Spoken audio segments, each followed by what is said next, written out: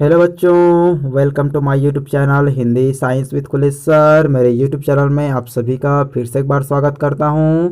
और यहां पर आज हम देखेंगे अध्याय 2 अम्ल क्षार एवं लवण। ठीक है, अम्ल क्षार एवं लवण से संबंधित कुछ ऑब्जेक्टिव क्वेश्चंस के बारे में। ठीक है, अम्ल क्षार एवं लवण, एसिड बेस एंड साल्ट। तो यहाँ पर देखो पहला क्वेश्चन बहुत इंपॉर्टेंट है, इसको समझते जाना भी है। ठीक है, नोट्स भी करते जाओगे। पहला क्वेश्चन क्या बोल रहा है कि नींबू के रस में होंगे, जो नींबू का रस होता है उसमें क्या होता है ना। तो देखो यहाँ पर अ बोलता है कि हाइड्रोजन आयन अधिक और OH माइनस आयन कम। ठीक है, ब देखो हाइड्रोजन आयन कम और OH माइनस आयन अधिक। स देखो हाइड्रोजन प्लस आयन और OH माइनस आयन दोनों क्या है आपका बराबर।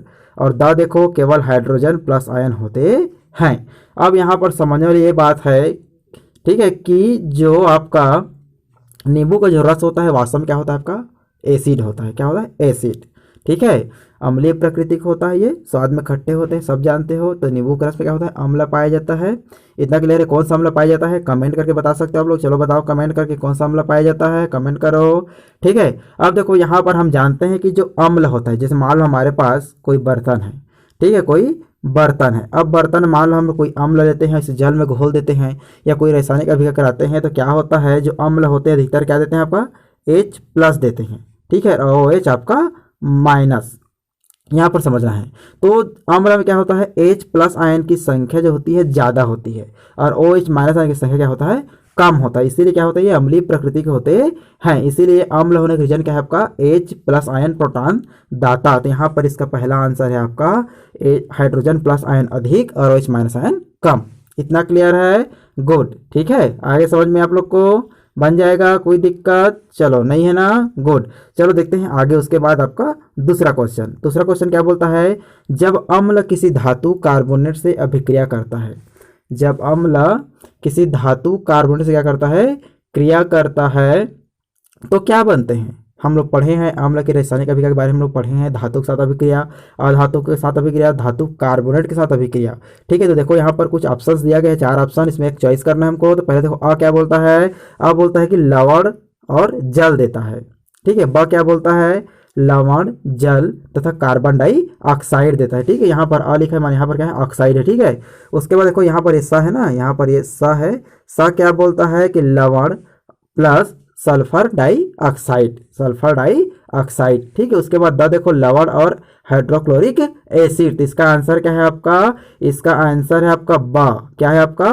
ब। ठीक है, क्या होता है जब हम अम्ल को धातु कार्बन के साथ क्रिया कराते हैं तो ये देता है आपका लवण प्लस जल प्लस कार्बन डाइऑक्साइड। ठीक है, बन जाएगा। Very good. चलो बढ़ते हैं आगे। देखो यहाँ पर तीसरा देखते हैं। तीसरा देखो, निम्नलिखित में से प्रबल अम्ल नहीं है। क्वेश्चन पे समझो, निम्नलिखित में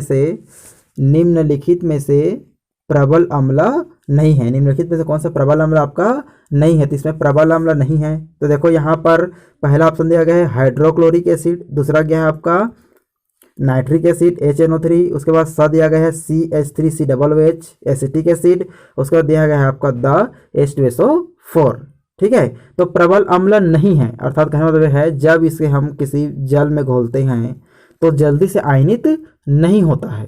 चारों अम्ल है रहने के लिए। देखो यहाँ पर hydrochloric acid, HNO3, nitric acid, sulphuric acid और आपका ये एसिटिक एसिड, ये चारों एसिड है पर प्रबल अम्ल नहीं है।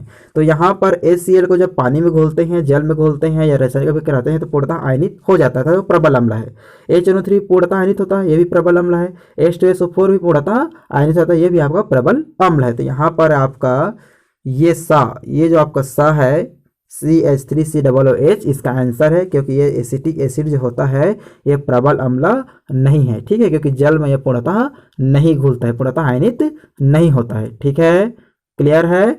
चलो उसके बाद नेक्स्ट देखते हैं हम लोग। नेक्स्ट एकदम सरल है, बन जाएगा। देखो यहाँ पर उदासीन विलयन। नेक्स्ट हमारे पास क्या है? उदासीन विलयन। चलो इमेजिन करो हमारे पास कोई उदासीन विलयन है। ठीक है, देखो यहाँ पर उदासीन विलयन का pH मान होता है। उदासीन विलयन क्या होता है? pH मान होता है। तो हम लोग जानते हैं pH मान 1 से लेकर 6 तक क्या होता है आपका, 1 से लेकर 6 तक क्या होता है, एसिड होता है।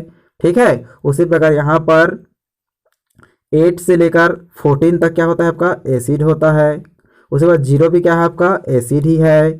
ठीक है, अब यहाँ पर 17, ठीक है, ऐसा कहने मतलब ये है कि यहाँ पर देखो ये जो 7 है ये क्या है आपका उदासीन विलयन का पीएच मान है। 17 मत बोलना, ये थोड़ा मिस्टेक हो गया था। ठीक है, मिस्टेक हो गया था, इसको हम लोग डिलीट करते हैं। ठीक है, तो यहाँ पर इसका आंसर क्या है, उदासीन विलयन का पीएच मान कितना होता है, 7 होता है। किसी भी उदासीन विलयन का पीएच मान कितना होता है, 7 होता है। ठीक है, गुड। अब नेक्स्ट देखो, नेक्स्ट क्या बोल रहा है कि देखो इसको समझना है। ठीक है, सकीना के पेट में, सकीना के पेट में, ठीक है, अम्ल के कारण जलन होने लगती है। अम्ल का क्या होता है, जलन होने लगती है या जलन होने लगी, उसे आवश्यकता है। अब लोग प्रति अम्ल के बारे में पढ़े हो जब हमारे आमाशय में, जब हमारे किसमें, आमाशय में। ठीक है, जब हमारे आमाशय में अम्ल की मात्रा ज़्यादा हो जाता है तो वो क्या होता है, अम्लता बढ़ जाती है शरीर में, तो विभिन्न प्रकार के हमको एलर्जी होने लगता है। तो उस एलर्जी को नष्ट करने के लिए क्या करते हैं, किस चीज़ की हमको आवश्यकता होती है, उसको हम यहाँ पर देखते हैं। तो यहाँ पर पहला है आपका प्रबल अम्ल की। भाई अम्ल में अम्ल मिला देंगे तो ये तो फिर गड़बड़ हो जाएगा ना, ये कट है। उसे देखो यहाँ पर दूसरा है वो प्रबल क्षार की। प्रबल क्षार भी नहीं मिला सकते वरना ये हमारे शरीर में और रिएक्शन करेगा। ठीक है, उसका देखो यहाँ पर सा देखो यहाँ पर दुर्बल क्षार की। ये आपका सही आंसर, दुर्बल क्षार की। दुर्बल क्षार और प्रबल अम्ल जब आपस में मिलते हैं, ये दुर्बल अम्ल या क्षार, दुर्बल अम्ल और आपका क्षार। ठीक है, तो यहाँ पर जब अम्ल की मात्रा बढ़ रही है तो यहाँ पर हम दुर्बल क्षार मिला देंगे तो क्या हो जाएगा, वो उदासीन हो जाता है। क्या हो जाता है, उदासीन हो जाता है। तो उदासीन होता है तो पेट की अम्लता क्या होती है, समाप्त हो जाती है। इसीलिए घर में सोडियम बाइकार्बोनेट का भी उपयोग किया जाता है। तो यहाँ पर इसका आंसर क्या है आपका, दुर्बल अम्ल। ठीक है, क्लियर, मेरे ख्याल समझ में आ चुका है आप लोग को। नोट्स करते जाना है, अब बुक पकड़े हो तो टिक भी लगाते जाओ, बन जाएगा। वेरी गुड, चलो आगे बढ़ते हैं। हमारे पास आगे एक क्वेश्चन है, दंत क्षय का कारण है लार का पीएच मान। ठीक है, दंत क्षय में दांत का गिरना, दांत का सड़ना का जो कारण होता है, दांत सड़ते हैं ना और गिरते भी हैं, तो दंत क्षय का कारण है लार का पीएच मान। ठीक है, ऐसा दंत जो दांत है नष्ट होता जाता है, सड़ता भी है, तो उसका कारण क्या है, पीएच मान के द्वारा, है ना। तो देखो यहाँ पर अब बोलता है कि 6.5 हो जाना, ये आपका है ना। दूसरा ब देखो 7 हो जाना, ये तो उदासीन है, इससे कोई काम नहीं है। ठीक है, उसका देखो 5.5 से कम हो जाना, और द है आपका 7.5 से अधिक हो जाना। तो इसका आंसर हमारे पास है आपका सा। क्या है आपका आंसर, सा। ठीक है, जब हमारे लार का पीएच मान 5.5 से कम हो जाता है तो हमारा दांत क्या होता है, सड़ना और गिरना प्रारंभ हो जाता है। तो इसको आप लोगों को बेसिक याद रखना है, ये मोस्ट आईएमपी क्वेश्चन। ठीक है, क्या क्वेश्चन है आपको, मोस्ट आईएमपी क्वेश्चंस है। ये बहुत सारे ऑब्जेक्टिव क्वेश्चंस में, बहुत सारे पेपर में आता है भी ये। ठीक है, 10वीं के अलावा और बहुत सारे पेपर होते हैं, व्यापम की परीक्षा होता है उसमें भी क्वेश्चंस आते हैं। इतना क्लियर है, गुड। उसके बाद देखो नेक्स्ट, किस लवण की प्रकृति अम्लीय होती है। यहाँ पर देखो किस लवण की प्रकृति क्या होती है, अम्लीय होता है। तो इसका आंसर आप पहले देखो, यहाँ पर आ दिया है NaCl सोडियम क्लोराइड, दूसरा दिया गया आपको Na2SO4 सोडियम सल्फेट बोल सकते हैं। उसके बाद देखो यहाँ पर स दिया गया है अमोनियम क्लोराइड, और द दिया गया है आपका पोटेशियम नाइट्रेट। तो इसका आंसर है आपका सा, NH4Cl अमोनियम क्लोराइड का जो विलयन होता है, अम्लीय विलयन होता है। ठीक है, इसको आपको समझना है। ये जो आपको अमोनियम क्लोराइड है लवण है, लेकिन इसको जल में मिला देते हैं तो क्या करता है, ये अम्ल भांति व्यवहार करना चालू कर देता है। आयन क्या होते हैं, गतिमान हो जाते हैं। ठीक है, आयन क्या होते हैं, गतिमान हो जाते हैं, अर्थात NH4 प्लस आयन के रूप में और Cl आपका माइनस आयन के रूप में कार्य करना प्रारंभ कर देता है। और यहाँ पर ये क्या करते हैं, उप सह संयोजक बंध के द्वारा बने रहते हैं। ठीक है, उप सह संयोजक बंध, तो इसीलिए यहाँ पर क्या होते हैं, ये क्रिया करते हैं, इसीलिए अम्लीय प्रकृति के होते हैं जब इसको जल में घोल दिया जाता है, अर्थात जलीय विलयन। ठीक है, या कि किस प्रकार के, यहाँ देखो किस लवण की प्रकृति अम्लीय होती है, तो यहाँ पर ये NH4Cl की प्रकृति अम्लीय होता है। तो मेरे ख्याल से ये पूरा ऑब्जेक्टिव आप लोगों को समझ में आ चुका है, जो बहुत ही सरल था। ठीक है, फिर एक बार देख लेते हैं, एक बार रिवीजन कर सकते हो आप लोग, इसका एकदम सरल है। चलो करके देखते हैं। ये देखो, नींबू के रस में होंगे H+ आयन, है ना, नींबू के रस में होंगे आपका H+ आयन अधिक और H- आयन कम। ठीक है। उसके बाद देखो दूसरा क्या बोल रहा है, जब अम्ल किसी धातु कार्बन से अभिक्रिया करता है तो बनते क्या है आपका, लवण, जल और कार्बन डाइऑक्साइड। ठीक है, इतना क्लियर है। उसके देखो तीसरा क्या बोलता है, निम्नलिखित में से प्रबल अम्ल नहीं है, तो इसका आंसर है आपका क्या है भाई, इसका आंसर सा, CH3COOH आपका प्रबल अम्ल नहीं है। उसके बाद देखो उदासीन विलयन का पीएच मान कितना होता है, तो इसका होता है आपका 7, जो बहुत ही सरल है। ठीक है, उदासीन का तो 7 ही होता है, आपको माइंड में होना चाहिए। ठीक है, इधर क्लियर है, गुड। उसके बाद चलते हैं आगे। देखो यहाँ पर सकीना के पेट में अम्लता के कारण जलन होने लगती है, तब उसको क्या दिया जा सकता है भाई, इसको क्या चीज आवश्यकता होती है, तो दुर्बल क्षार की आवश्यकता होती है। ठीक, इसका आंसर है सा। इतना क्लियर है, गुड। नेक्स्ट देखते हैं, दंत क्षय का कारण है लार का पीएच मान। जब लार का पीएच मान कितना हो जाता है, 5.5 से कम, तो दांत सड़ने लगते हैं। इसका आंसर ये है।